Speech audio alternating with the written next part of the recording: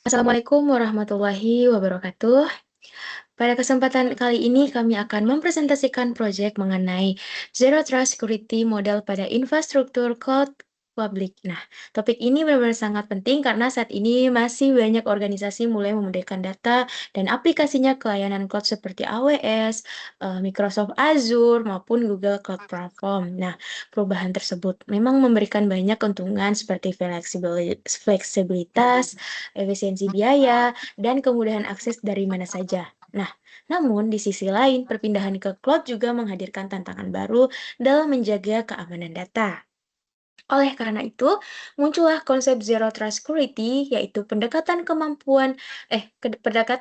modern yang tidak langsung mempercayai siapapun, baik user maupun perangkat, sebelum dilakukan verifikasi. Pada presentasi kali ini, kami akan membahas konsep Zero Trust, prinsip-prinsipnya, penerapan pada cloud public, manfaat, tantangan, hingga contoh implementasinya.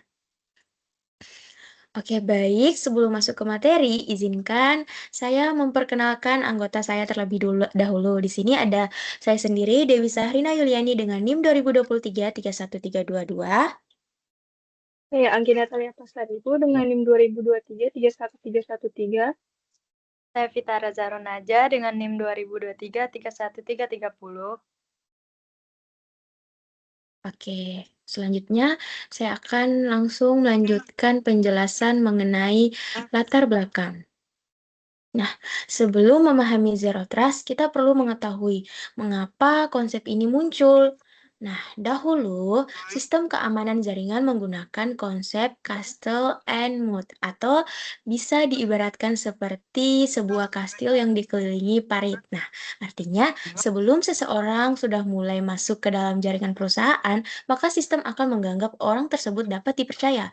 Fokus keamanan hanya berada di bagian luar jaringan menggunakan firewall atau VPN.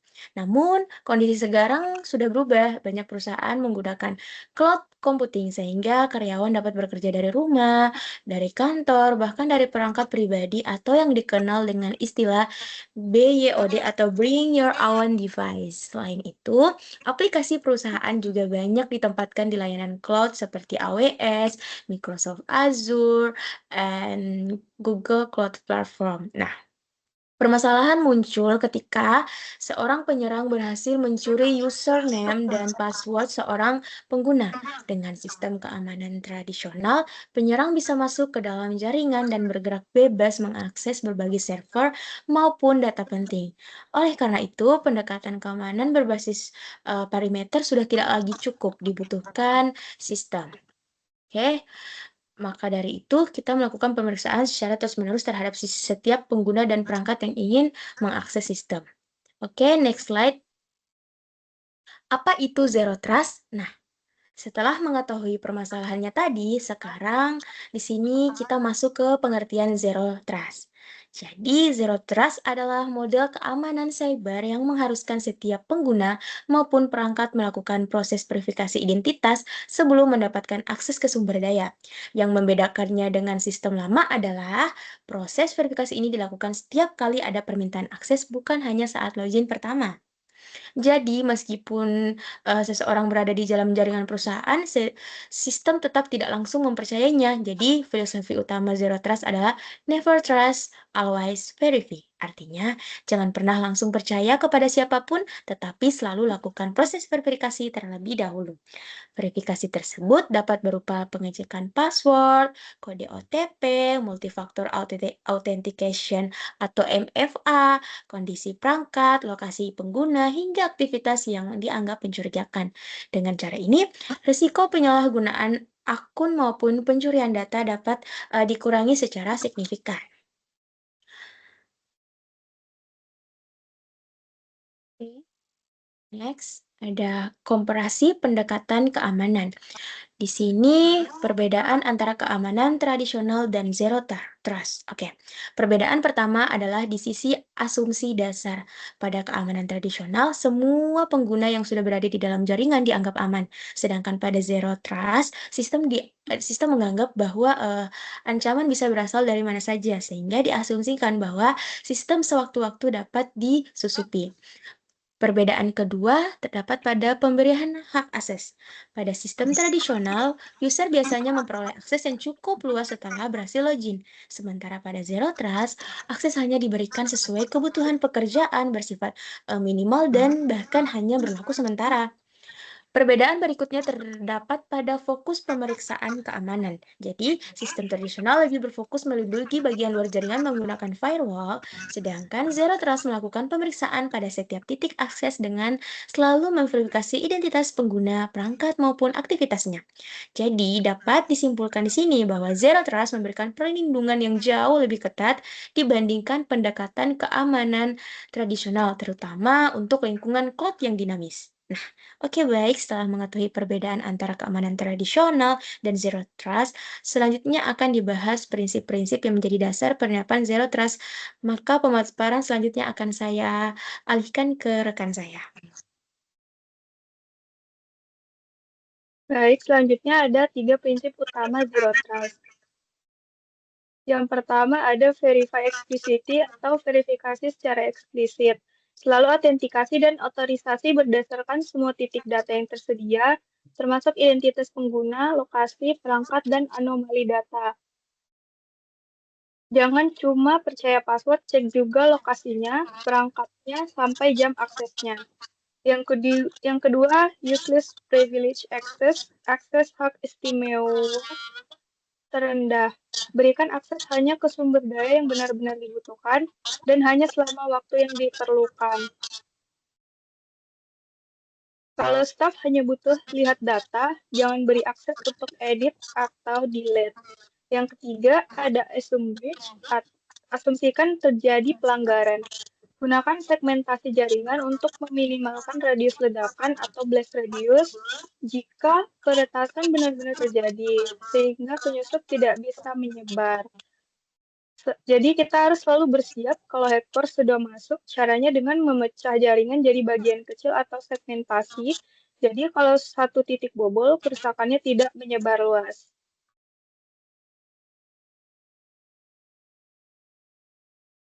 Selanjutnya ada tantangan keamanan di cloud public. Pertama, shared responsibility model. Penyedia cloud seperti AWS, GCP, dan Azure mengamankan infrastruktur fisik, tetapi pengguna yang harus mengamankan data dan kontrol aksesnya.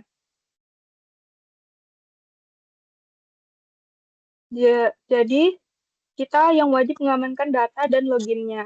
Yang kedua, visibilitas terbatas. Pengguna nggak memiliki kontrol penuh terhadap infrastruktur fisik, membuatnya pemantauan trafik jaringan lebih menantang. Jadi, memantau lalu lintas data lebih sulit. Kemudian yang ketiga ada skalabilitas dinamis, server, VM atau container, dan IP address bisa berubah dalam hitungan menit, membuat aturan firewall statis berbasis IP menjadi tidak relevan. IP address di cloud bisa berubah-ubah tiap menit, jadi aturan blokir IP model lama sudah tidak berguna. Kemudian ada arsitektur Zero Trust di cloud public. Yang pertama itu ada identity atau identitas. Penggunaan multi-factor authentication atau MFA dan manajemen identitas IAM yang ketat. Jadi wajib pakai MFA seperti OTP atau biometrik.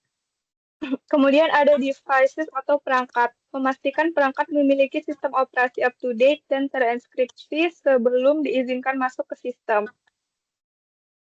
Sistem operasi itu berarti harus update dan aman.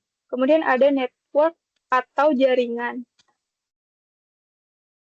Penerapan microsegmentation yaitu membagi jaringan cloud menjadi zona-zona sangat kecil untuk memblokir pergerakan lateral peretas.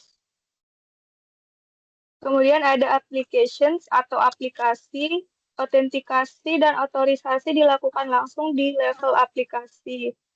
Izin dicek langsung saat aplikasi dibuka.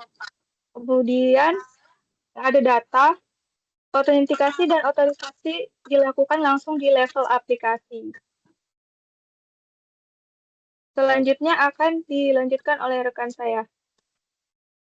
Baik, selanjutnya ada manfaat Zero Trust untuk organisasi. Manfaat Zero Trust untuk organisasi terdiri dari data breach, compliance, dan visibilitas aktivitas yang lebih baik. Pada data breach, Zero Trust membatasi akses pengguna sehingga jika kredensial dicuri, penyerang tidak bisa langsung mengakses seluruh sistem cloud. Kemudian, pada compliance, penerapan Zero Trust membantu organisasi memenuhi standar keamanan karena setiap akses diawasi dan diverifikasi. Sedangkan pada visibilitas aktivitas yang lebih baik, seluruh aktivitas pengguna dapat dipantau secara detail dan real-time sehingga lebih mudah mendeteksi aktivitas yang mencurigakan. Next. Selanjutnya, tantangan dalam mengadopsi Zero Trust. Tantangan dalam mengadopsi Zero Trust yaitu sistem legasi, biaya investasi, friction, dan kompleksitas implementasi. Untuk sistem legasi, masih banyak aplikasi lama yang belum mendukung autentikasi modern berbasis cloud atau API. Dari sisi biaya investasi, organisasi perlu mengeluarkan biaya untuk lisensi perangkat lunak, manajemen identitas, dan sistem pemantauan keamanan. Friction terjadi ketika proses verifikasi terlalu sering sehingga dapat mengurangi kenyamanan pengguna. Selain itu, implementasi Zero Trust juga cukup kompleks karena membutuhkan perancangan ulang arsitektur, jaringan, dan pemetaan hak akses yang detail. Next.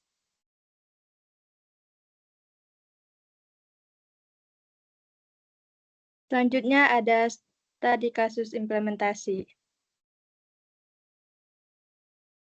Contoh implementasinya,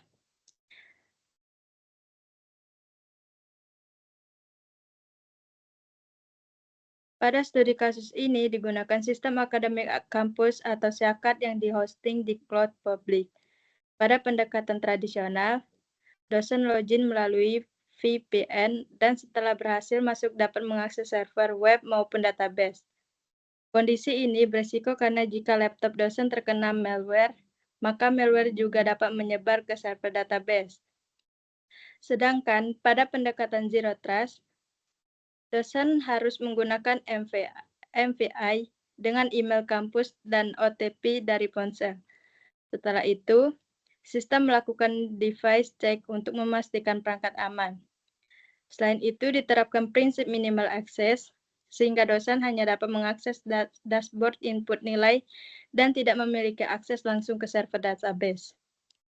Dengan cara ini, keamanan sistem menjadi lebih baik dan risiko kebocoran data dapat diminimalkan.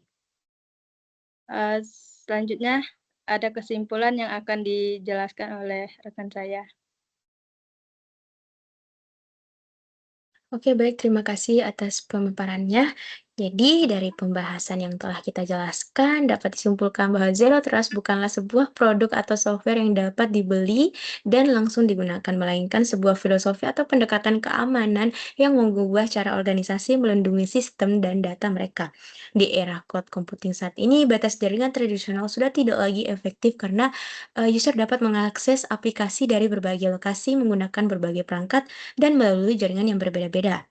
Nah, konsep utama Zero Trust ini ya udah kita tahu di sini bahwa never trust, always verify. Ya, situ setiap pengguna, perangkat maupun aplikasi harus selalu melalui proses verifikasi sebelum diberikan akses. Selain itu, hak akses yang diberikan juga harus seminimal mungkin sesuai dengan kebutuhan user agar dapat mengurangi resiko penyalahgunaan apabila terjadi kebocoran akun atau serangan cyber. Nah, penerapan Zero Trust juga didukung dengan berbagai mekanisme seperti MVA, manajemen identitas atau Identity and Access Management, serta pemantauan aktivitas secara berkelanjutan. Dengan kombinasi tersebut, organisasi dapat minimalkan risiko kebocoran data dan membatasi penyebaran serangan apabila terjadi pelanggaran keamanan. Nah, namun demikian implementasi Zero Trust juga memiliki tantangan seperti kebutuhan investasi yang cukup besar, penyesuaian terhadap sistem lama atau legacy system, serta perlunya perencanaan yang matang dalam proses implementasinya. Demikianlah kesimpulan yang dapat kami ambil dari materi ini. Terima kasih atas perhatiannya. Lebih dan kurangnya mohon dimaafkan. Apabila ada pertanyaan boleh dicantumkan di kolom chat. Terima kasih sekali lagi. Wassalamualaikum warahmatullahi wabarakatuh.